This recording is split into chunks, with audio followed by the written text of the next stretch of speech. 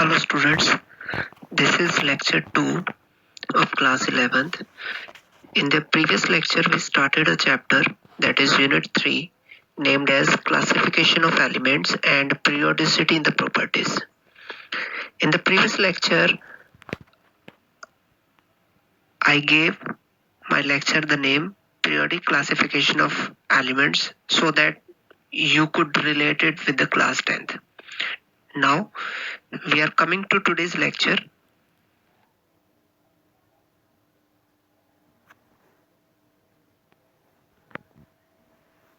In the last lecture, we discussed about various attempts made by different scientists for the classification of the elements. Like the very first classification which we discussed was about metals and non-metals. Second, we made about Daubernier stride, Newland's law of octaves, Lothar-Meyer plot, and similar way there was a helix or cylindrical classification also. In the last lecture we have discussed about Mendeleev's periodic table and Mendeleev's periodic law. Let me remind you again. Mendeleev stated that if you arrange the elements in increasing order of their atomic masses, then after a certain regular interval the properties of the elements gets repeated. So we can say that properties of the element is periodic function of their atomic number. Means कि अगर हम elements की को हम arrange करते हैं increasing order of their atomic mass, not atomic number, atomic mass, तो atomic mass जैसे जैसे चेंज होगा after a certain regular interval properties same आती रहेंगी. I repeat, Mendeleev's periodic law states that properties of the element is periodic function of its atomic mass. Today we will discuss about Mendeleev's periodic table. Here you can see that it has certain periods as certain groups. On the top you will see 1, 2, 3, 4, 5, 6, 7, 8 written in the Roman. These are called groups. जो खड़ी लाइनें हैं, these are called groups. ऐसे ही 1, 2, 3, 4, 5, 6, 7 यानी कि left से right अगर मैं जाता हूँ 1 के ही कॉलम में, 1 की ही रो में, this is my period number 1. अगर मैं 4th रो में लेफ्ट से राइट जाऊंगा then it will be my period number 4.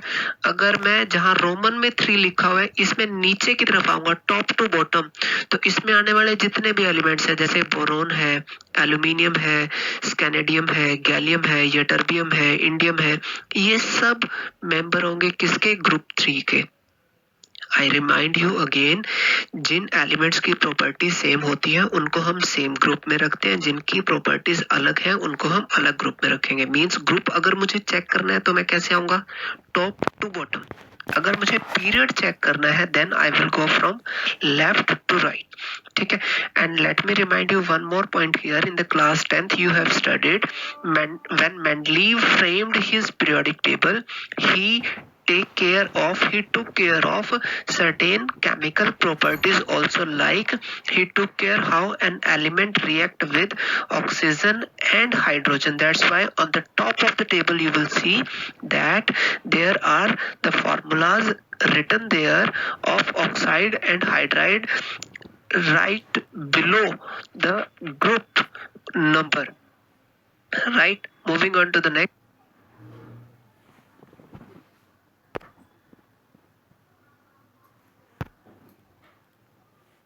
Advantages of Mendeleev's periodic table.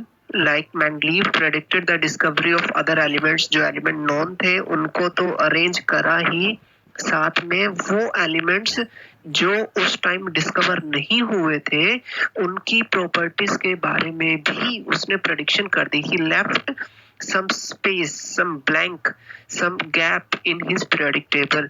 और उसने इमेजिनरी कुछ नाम दिए जैसे कि इका सिलिकॉन, मतलब सिलिकॉन के बाद जो आ रहा है, इका एल्यूमिनियम, एल्यूमिनियम के 1 नंबर बाद, इका बोरोन, बोरोन के 1 नंबर बाद.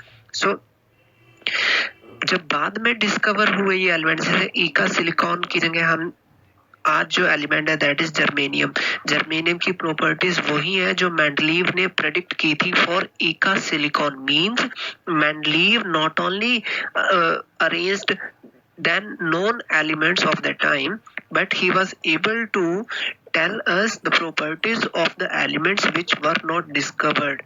Okay, second point, okay, he was able to correct some atomic weights, and third point is he provided for variance for atomic weight order, means कुछ elements के atomic weight जो थे वो गलत थे, but Mendeleev की periodic table में वो करेक्शंस भी हम लोग कर पाए।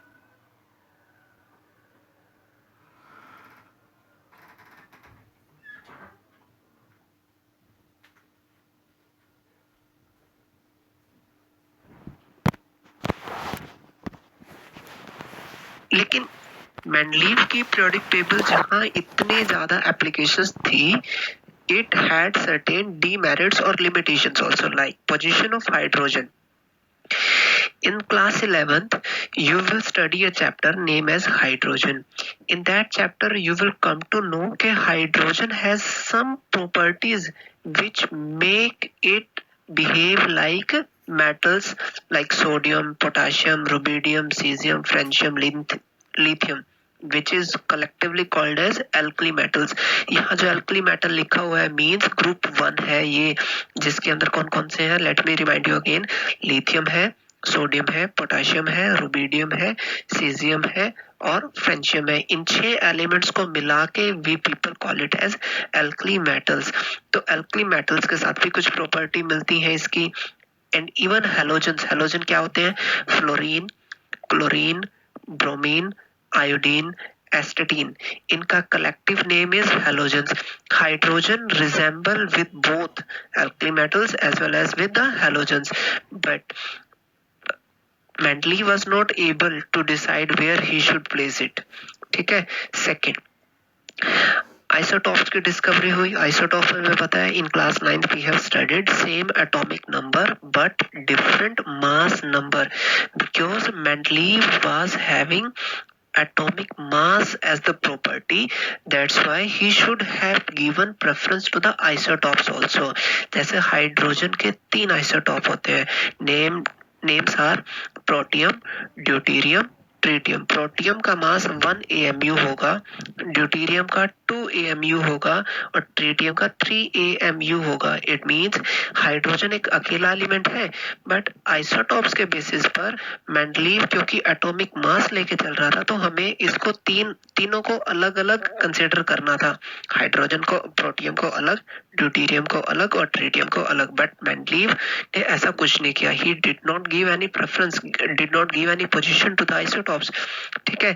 Similar way anomalous pair of elements, मतलब he was saying that I will increase in I will arrange the element in increasing order of their atomic mass, but still कुछ element जिनका एटॉमिक मास ज्यादा था उनको पहले रखा और जिनका एटॉमिक मास कम था उनको बाद में रखा हुआ। ये क्लास 10th में हम कर चुके हैं, राइट। Moving on.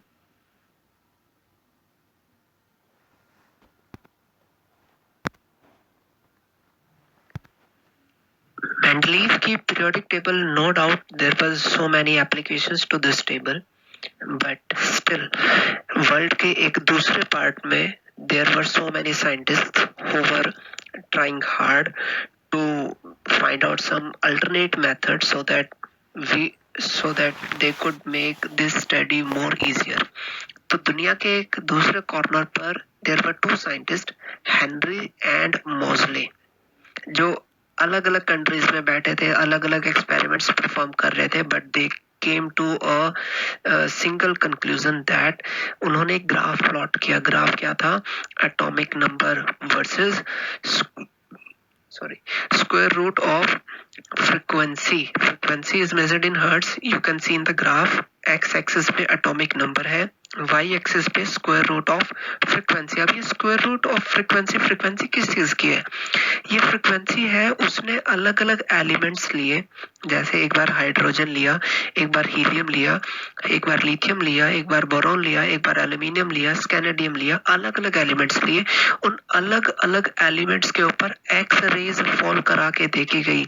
जब एक्स रेज को फॉल कराया तो वहां से उसने फाइंड आउट किया कि वो जो एक्स रेज उस एलिमेंट से टकरा के वो जो फ्रीक्वेंसी बाहर जा रही थी, अगर मैं उस फ्रीक्वेंसी के स्क्वायर रूट को एटॉमिक नंबर के साथ प्लॉट करूं तो एक स्ट्रेट लाइन ग्राफ आएगा। Now you people will wonder कि इससे हम समझे क्या। इससे भी एक सीधी सी बात समझते हैं हम कि जैसे यहाँ हमारे पास वेरिएशन है, एटॉमिक नंबर देखो 10 है, 20 है, 30 है, 40 है, 50 है, 60। अब मान लेते हैं मुझे एटॉमिक नंबर 70 की फ्रीक्वेंसी पता करनी है।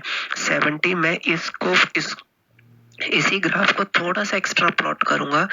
इस ग्राफ को एक्स्ट्राप्लोटेशन से एक्स एक्सिस पे हम 70 देखेंगे, उसको बढ़ाएंगे, जहां वो कर्व पे काटेगी उसके कॉरेस्पॉन्डिंग वाई एक्सिस पे जो पॉइंट होगा that will be the frequency जो उस एलिमेंट से निकलेगी। जैसे मैथ्स में करते हैं ना एक्स्ट्राप्लोटेशन, हम एक्स और वाई पॉइंट निकालते हैं ग्राफ में, ऐसे ही हमें एक्स का कोऑर्डिनेट पता है। सपोज वी आर हैविंग 70, तो 70 के कॉरेस्पॉन्डिंग मैं अपनी लाइन को ऊपर वाई एक्सिस की डायरेक्शन में बढ़ाऊंगा।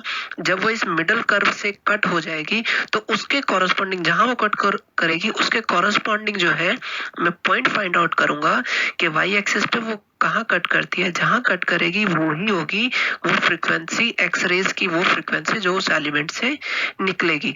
अब किसी एलिमेंट से क्या फ्रीक्वेंसी निकलेगी इसको स्टडी करके हम उसकी बहुत सारी प्रॉपर्टीज को बता सकते हैं। ठीक है, कैसे बता सकते हैं वो हम धीरे धीरे इसी क्लास में बहुत सारी चीजें सीखेंगे। बट राइट नाउ हम किसी भी अननोन चीज के एटॉमिक नंबर के कॉरेस्पॉन्डिंग बिना एक्सपेरिमेंट करे सिर्फ इस ग्राफ से ये बता सकते हैं कि वहां से कौन सी फ्रीक्वेंसी की एक्स रेज बाहर जाने वाली है। ठीक है, तो यहाँ से both the scientists came to a conclusion कि rather than having atomic mass we should have atomic number। ठीक है, I repeat, we should have atomic number. और यही से मॉडर्न पीरियोडिक लॉ की भी डेफिनेशन निकलती है। वो कहता है कि physical and chemical properties of the element are periodic function of their atomic number. What it means कि अगर मैं एलिमेंट्स को increasing order of atomic number पे रखता जाऊं, मतलब जिसका एटॉमिक नंबर कम है वो पहले, फिर उससे ज्यादा, फिर उससे ज्यादा, फिर सबसे ज्यादा, ऐसे इंक्रीजिंग ऑर्डर में जाऊंगा, तो after a certain regular interval the properties gets repeated. ठीक है, this is modern periodic law.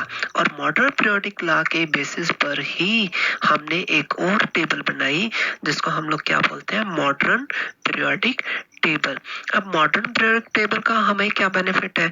Modern periodic table का सीधा सीधा बेनिफिट ये है, देखो, जो मेंडलीव लेके चल रहा था, he was having atomic mass. Right now we are having atomic number.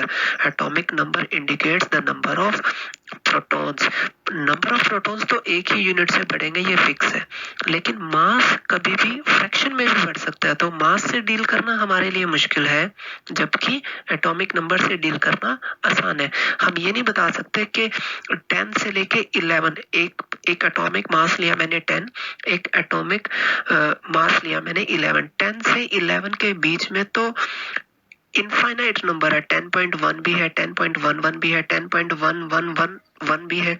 Means 10 से 11 के बीच में कितने एटॉमिक 10 से 11 के बीच में कितने एलिमेंट्स आएंगे। मैं एटॉमिक मास की बात कह रहा हूँ कि 10 से 11 एटॉमिक मास के बीच में कितने एलिमेंट्स आ सकते हैं हम नहीं प्रेडिक्ट कर सकते, लेकिन हाँ, एटॉमिक नंबर 10 और एटॉमिक नंबर 11 के बीच में कोई एलिमेंट नहीं आएगा, क्योंकि नंबर ऑफ प्रोटॉन्स, इलेक्ट्रॉन्स और न्यूट्रॉन्स कभी भी फ्रैक्शन में नहीं होते। So for me the biggest advantage was कि I could predict the properties of element even those that have not yet been discovered। लेकिन लिमिटेशन क्या रही? लिमिटेशन ये रही कि हम यहाँ पर भी हाइड्रोजन को एक फिक्स पोजीशन नहीं दे पाए। सेकंड पोजीशन अब क्यों नहीं दे पाए? इसका भी रीजन वही है कि कुछ प्रॉपर्टीज एल्कली मेटल से मैच करेगी और कुछ जो है हम हैलोजन से मैच करेगी। सेकंड क्या थी? सेकंड लिमिटेशन इज कि लैंथेनॉइड और actinoids are not placed in the main body of the table. अब ये लैंथेनॉइड एक्टिनॉइड क्या है? चलिए coming to the next slide, वहां पे हम समझेंगे ये लैंथेनॉइड एक्टिनॉइड है।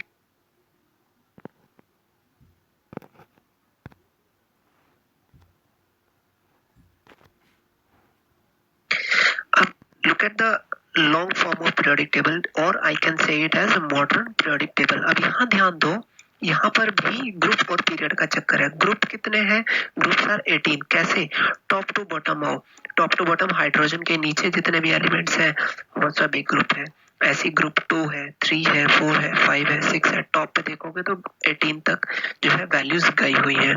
ठीक है, तो all these are your groups. Second period, left to right जाते हुए हमारे पास टोटल 7 पीरियड्स है। हालांकि ये पिक्चर जो यूज करी हमने ये थोड़ी सी पुरानी है, but it's more informative, that's why we are using it right now. आज हमारे पास 118 एलिमेंट्स है, जबकि इस टेबल में सिर्फ 109 है। But this is more informative, I repeat, this is more informative, that's why I am using it. अब इस पीरियोडिक टेबल में देखो, there are 18 groups, there are 7 periods, plus इस पूरे पीरियोडिक टेबल को हमने कुछ ग्रुप्स में डिवाइड कर रखा है, कुछ ब्लॉक्स में डिवाइड कर रखा है। जैसे कि ग्रुप 1 और 2 के ऊपर लिखा हुआ है एस ब्लॉक, ग्रुप 3 से लेके ग्रुप 12 के ऊपर लिखा हुआ है डी ब्लॉक, ग्रुप नंबर 13 से लेकर 18 के ऊपर लिखा हुआ है पी ब्लॉक। पी ब्लॉक में मिस्टेक है, यहाँ 13 और 14 एक ही नंबर में लिख दिए गए हैं, जबकि ये गलत है। 13, 14, 15, 16 हीलियम, नियोन, आर्गन, ये ग्रुप नंबर 18 है। This is the correction here in this picture. तो 13 से लेकर 18 के बीच में जो है दैट इज पी ब्लॉक। अब नीचे आ जाओ, नीचे की तरफ लिखा हुआ है एफ ब्लॉक, और एफ ब्लॉक में 2 पीरियड्स हैं, एक लैंथेनॉइड का और एक एक्टिनॉइड का।